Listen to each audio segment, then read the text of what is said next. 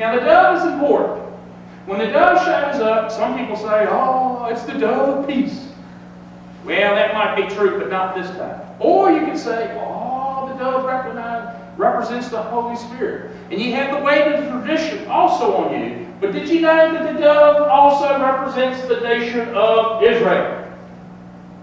And so when the dove appears before Jesus in prayer, it represents probably a couple things. The presence of the Holy Spirit being opening back up into the world, but also that Jesus is going to represent what will become the new Israel, the church.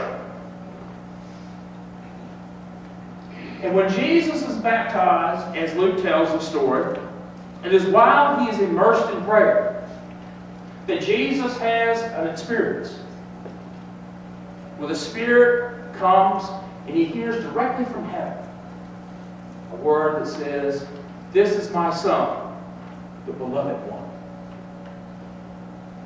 Showing to Jesus his relationship with the Father. And with the heavens opening up, it also shows the ushering in the Holy Spirit. Christian baptism is different. It's not John's baptism. Christian's baptism, we don't just get the water. We get the water and the Spirit. We're illuminated. We're ignited. We're set on fire by the Holy Spirit coming into our lives when we accept Jesus Christ. And the sacrament of baptism represents that moment. Whether it be you are an infant and you can't remember, that doesn't make any difference. Because who is the actor? God is. The Holy Spirit comes upon us. And one of the old great illusions they talk about in the Pentecostal movement and even in Methodism in the early days, they talk about the pouring out of the Holy Spirit on the people of God. Anybody poured a glass of tea lately? Isn't that a cool saying? I love that pouring saying. And the sense of that is the pouring of the Holy Spirit is that if you pour it in a glass, you're going to pour it in a glass what? To drink it, right? And after a while, you drink enough, you're going to be refreshed, aren't you?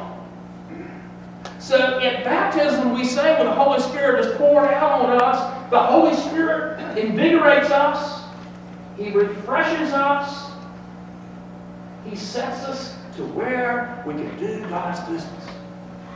And when we're baptized, and if an adult, you'll feel it more intensely, I think, because at that point you've made your mind. For kids, it will come later, whether at the time of the rite of confirmation or whether later on in your life. At that moment, when you feel that close relationship with God and you're excited about God and the things of God, and yes, you've got to be excited about the church.